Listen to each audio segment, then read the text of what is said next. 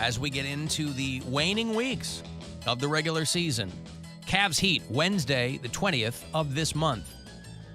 2 tickets right now for caller 10. Good luck. 216-578-1007 or 800-348-1007. They like getting letters from the audience. Unfortunately, those letters are usually F and U. It's the Alan Cox Show on 100.7 WMMS.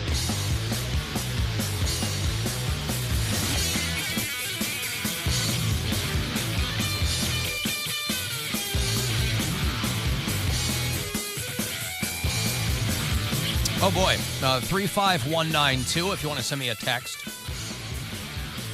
AlanCoxShow.com where the moving pictures will come in. And, of course, if you're listening on the iHeartRadio app, tell me where you are doing that.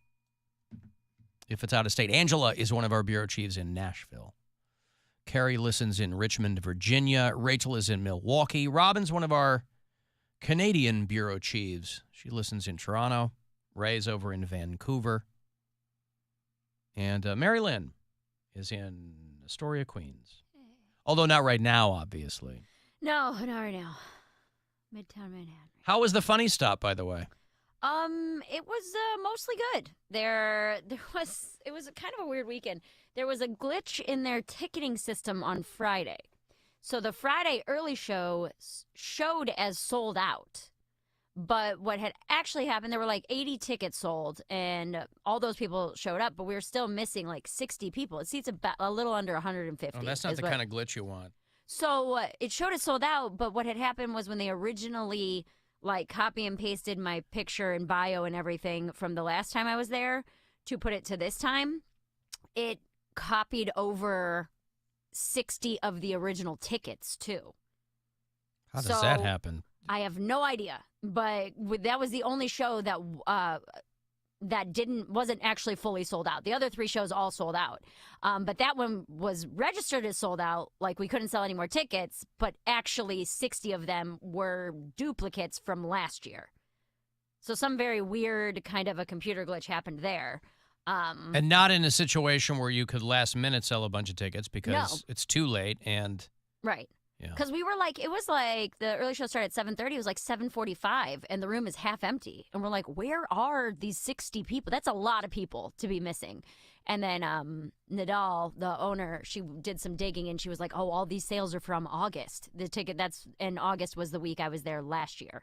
So it like somehow duplicated half the sales from August. So that was the only show that wasn't completely packed.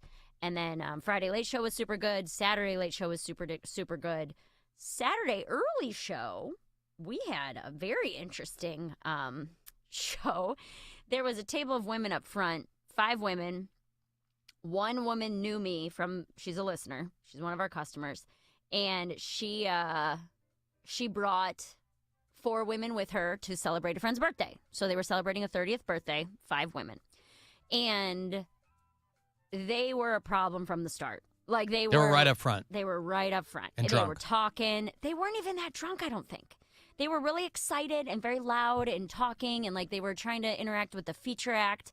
But he is not a crowd work comic at all. He's like his thing. He's kind of awkward, and he's like autistic, and he has like written jokes, and that doesn't really deviate, right? So like they were tripping him up pretty bad, and he acknowledged it like probably 5 or 6 times where he's like, I don't know how to handle this. Like, please stop talking to me. And they didn't, and they just want to be a part of it, whatever. So I go up and I acknowledge them immediately because I was like, maybe if I talk to them for a few minutes, this will stop. And so I was like, why would you guys do that to Carter? He's such a sweet boy. He's never seen this much cleavage before. And I'm like making jokes like that. Like 5 hot women, of course you're going to trip this guy up. Half his, set was about being sexually awkward. Like, so I'm like, and I'm playing with them and I'm talking to them about their birthday and we're talking about being drunk girls. And it was good. It was like great. The whole crowd was into it. They were really into it. And I probably spent, I'd say 5 minutes messing around with them up front. To get it out of the way. And then, I started to go into material, and they were still talking. So I like made it through like That's two or a three gamble. jokes. Yeah. I made it through like 2 or 3 jokes, and I go, hey guys, listen, you have to stop talking. Like, you have to. I'm sorry. Like, we played around. You already tripped up the feature act. Please, you've got to be quiet. And when I said that, Right, like there's the rest, another 150 people in the room well, that the rest want of the show. audience Yeah. applauded. Yeah, the Yeah. rest of the audience applauded. Like, hey, be quiet. You guys have been interrupting this entire time. And so I did, a couple more jokes, and then I asked them, I was like, hey, do you guys mind if I try some new material? Like the whole audience. Because being out here in New York, I've pretty much only done my best stuff because I'm either brand new at the club or I'm auditioning. So, like, I can't really be trying new stuff out You got to here. murder every time. Right. So I asked the funny stuff about it, and sold out crowds of radio listeners. Like, I'm sure they're going to be down for it, right? So I tried this new joke, and admittedly, it's not done yet. It is a new joke, okay? So I kind of talk about getting pap smears done and having a regular pap smears myself. Yeah. And, like, just kind of funny. It's an interaction I had with my MAGA brother. So it is a controversial topic. And it's a talk about how he and I traded, where he was going to come to a Planned Parenthood with me to get, like, routine procedures done, like pap smears. Like, he wouldn't be in the room for it, but to see that abortions aren't all they do, and in turn, I would go to a Trump rally with him. Like, that's the premise of the joke, is that, like, we're both trying different things and yada yada. But as soon as I started talking about Planned Parenthood, 2 of the women in that group got super pissed, like real mad. And I'm like trying to do the joke, and I'm talking about pap smears, and I said the quote, which I've been told is inaccurate, that abortions are only 3% of what Planned Parenthood does. And the one woman was like, no, actually, it's a lot more than that. It's a lot more than that. And, like, so she starts to get really mad at me. And I was like, okay, like, relax. Like, you don't have to go there. Like, this joke is not about me forcing people to go to Planned Parenthood. I'm trying to explain to my MAGA brother that I get health care there. Like, that's the whole premise, right? And so then I'm like, it's got nothing to do with it. Like, you don't have to go there. That's not what I'm saying. And then the other woman was pregnant. And her friend was like, show up, stand up, show her that you're pregnant. Why don't you stand up and show her that you're pregnant? And I was like, being pregnant has nothing to do with a cancer screening. Like, a pap smear is a cancer screening. And I did this whole, like, really funny bit where I ask men if they know what a pap smear is. And none of them do. So then it leans into, like, why can men vote on our bodies? And then into the conversation between me and my brother. No dudes know what pap smears are? I will tell you, I ask 4 or 5 guys every show before I get a correct answer. Every single time that I've done this joke, that it is not off the bat. I've probably done this joke over the last couple months, maybe 5 or 6 times. And I have never had a man get it right on the first try. So, but that's the whole point. Like, it's a bigger joke. It's a heavy topic. I understand that. It is newer. So, standalone, it's not super funny yet. But if I don't try it on stage, it's not going to get funny. Anyway, these 2 ladies hated it real bad. And so the one woman's like, yeah, Why I'm were pregnant. they there? Well, they came with the other woman. So the one woman was a listener, Yeah. customer, huge fan, took a picture with me before the show even started. She brought her 4 friends Well, to she celebrate for the birthday. She got crappy friends. No, well, they didn't know. They didn't come to Yeah, see me. right. You know what I mean? And Yeah, it's a new joke. but it's still, they don't have to ruin the show for everybody else. Well, though. and that's the thing. Like, they were a could problem before they didn't like this joke. Right. The whole table was loud. Before this joke even happened, Yeah. they were disruptive. So then the pregnant woman starts getting really pissed off because she's offended that I brought up an abortion clinic when she is pregnant. And I couldn't really figure out why they were so mad. And so, like, I tried to move on to other material, but they made it, like, super uncomfortable in the room. And I, like, again, the material's new, so I kind of just had to pivot. I had to abandon it. Much like an abortion. I had to abandon it. Yeah, there it is. And move on to something else. And I tried to go into another joke, and they sat there on their phones, and they had these pissed off looks on their face, and they were talking to each other the whole time, to the point where it was so uncomfortable that I straight up just looked at them and I said, listen, you 2 are very clearly not having fun. I was like, you're not having a good time. You're sitting there pissed off. You've already yelled at me. Why don't you just leave? I was like, if you guys leave, I'll pay for your tab. You don't even have to pay for your check. Just go. Like, you're not having fun. You're making it not fun for everybody else. Like, just leave. There's no reason for you to be here. And the one girl was like, well, we don't want to ruin her birthday. And I didn't say this, We but just I want to wanted be ruin your like, show. I want to be like, you already did. Yeah. Like, you know?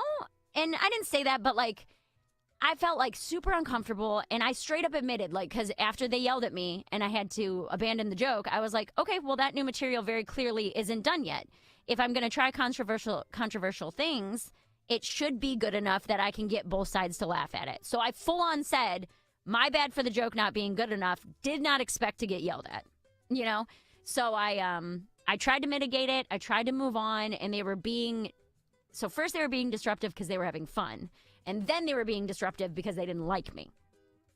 And the woman who does like you wasn't trying to get them to just kind of like chill out. The other three girls, like at the table, were like, hey, come on, relax. And like the three of them were facing the stage and almost being more attentive and laughing more and things like that. And the other two were just absolutely trying to compensate. Yeah, and the other two were just absolutely not having it. It was like a perfect storm of they weren't there to see me.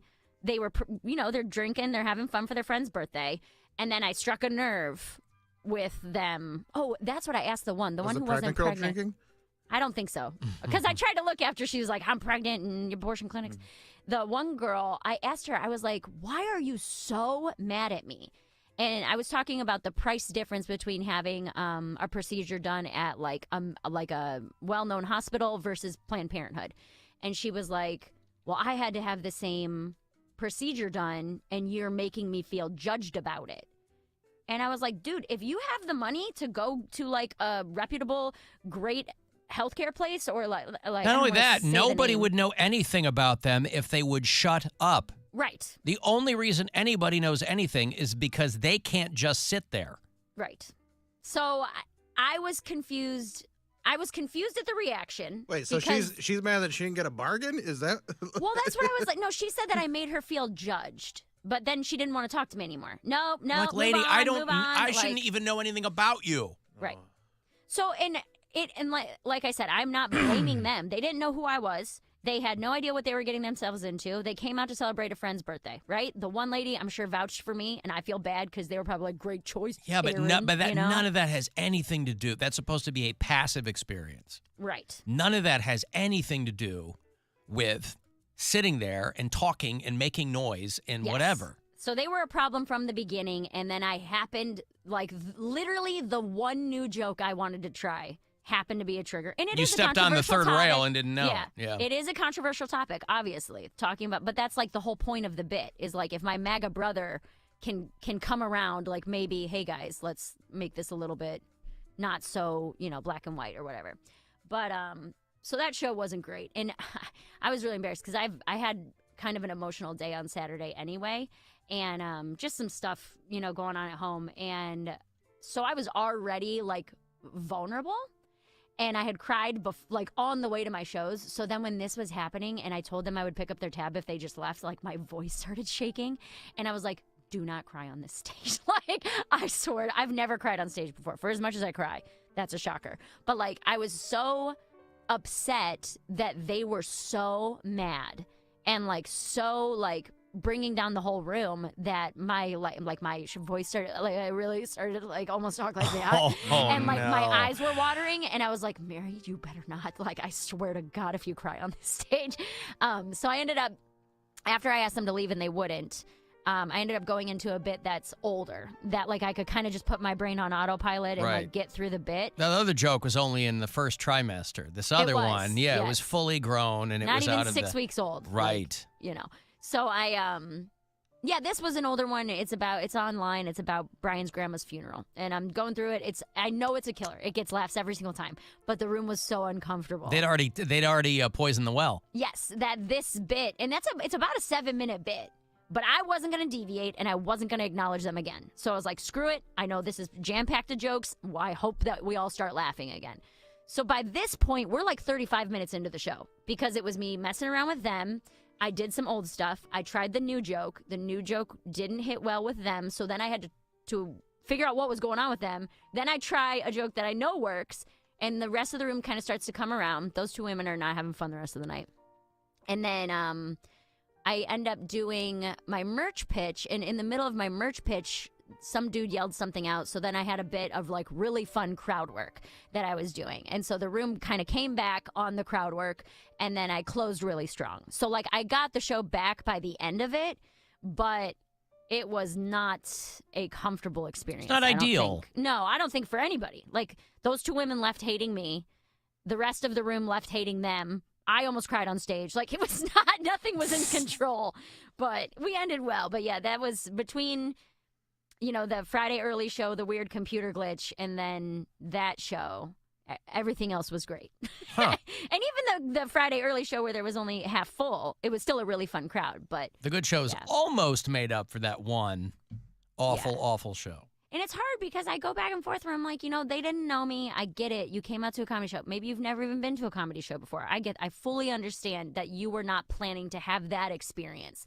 But then also, but the fact you had so many chances to stop talking. I just you don't know when people stop show. knowing how to interact in public. But there's so many people or that not do. Interact in public. There's so many people that do, and like Mary said, the rest of the weekend everybody was good. Everybody else in that whole show was Everyone good. else, but you except have for these two people, and they have to make it about them, and they're just being selfish, and they don't care, and it's so and right up front too. rude. Well, and the fact, if it was in the back, I could have ignored it. Right, They were yes. front and center, like directly in front of where I was Did standing. you talk to the girl that knew you after the show? No, or no? they all left without saying anything to me, which I assumed would happen. I was like, either they're going to come up and try to fight me, or they're going to leave and not say anything. Trying to fight you. But there's like they were going to leave as a group. You get what I'm saying? Like they weren't going to come up individually. But I did have a couple younger women came up to me, and one of them, she was really emotional, and she was like, "Hey, I was talking about getting a colposcopy done, which is a biopsy of your cervix when they find precancerous cells." She's like, "I just had to get that done, and I'm so thankful that you were actually talking about it." She's like, "I've never heard any of my friends talk about that. Like, I've felt so alone throughout this whole thing. Like, I know those two women were really upset, but please don't stop telling this joke." So, like, for those two to get really mad, and then for that younger girl to be like, "Oh my God, I've never even felt seen before." So it was a very, very weird, emotional kind of show or moment, I guess. But thank you to everyone who sold out those 3 shows. And the 60 of you. Just trying to get people to laugh at a show and have fun. On a weekend. And I get it, because I already know the blowback is going to be like, "Oh, Mary thinks she's funny. What's funny about Planned Parenthood?" And it's like, yeah, that's those what are the you things That's that also are not the point. important. It's not the point. It's But that it is, people to a certain degree, where it's like, that's important to me. Yes, and from I the feel like, from the performer's perspective, but also it's like if you're in an audience at a show, you are not the one on stage, right? Yeah. If you were funny, you'd be up there. You're not. And the way you speak your mind is by not laughing. It's not by yelling out. It's not by, if you don't think it's funny, then don't laugh. That's all. That's what you can do, or you can leave. But I gave them both options. yeah, and those are selfish people that obviously weren't even paying attention to what you were saying. You were just bringing up Planned Parenthood as a place, and not even like, I go in there and get abortions. It's not like you were I even got a punch like, card for all the babies I've killed. Like, I'm not. It wasn't even that. It was like, hey, they do more than that here. You know what I mean? Like, and then I was telling a personal anecdote of like, I've had to have procedures done, and I don't know, man. But and the way that the girl's like, well, I got that same procedure, and you make me feel ashamed. Like that's your own thing that you need to work out, because you don't have the capacity to differentiate between what's happening to you and what's happening to another person. That's weird. I wouldn't have been so mad at them if they weren't a problem the whole show. Because, again, it is a touchy subject. I fully understand that. It's a brand new joke, and it's a touchy subject. I'm going to get pushback on it. And But I'm okay they with had that. already I get established it. themselves as being Right. a pain in the ass. Yes, they were a problem from the very beginning of the show. So that, I think, was what was more upsetting, is that it's like, hey, you messed with the feature act. You very clearly threw him off his game. I played with you guys for 5-7 minutes. Like, I gave you full attention of the entire room and myself, and that still wasn't enough. You continued to talk, and then you made it an even bigger problem and brought everything to a screeching halt. I don't know. It was just a bummer. That's all. We ended up getting the show back on the rails, and it just was like a perfect storm of me wanting to try a new 3 minutes. Yeah. It just didn't go well, you know? Well, maybe you should have Poundcake be your door guy because we had no problems in Willoughby. Kicking bitches out. You ain't gonna come in here like that. Somewhat like that. I got Cage the Elephant tickets after the break. If you want to go see them, they're on the Neon Pill Tour. That's the brand new album. They're going to play Blossom on September the 9th, so you'll be hanging on to those tickets for a minute, but you'll have them.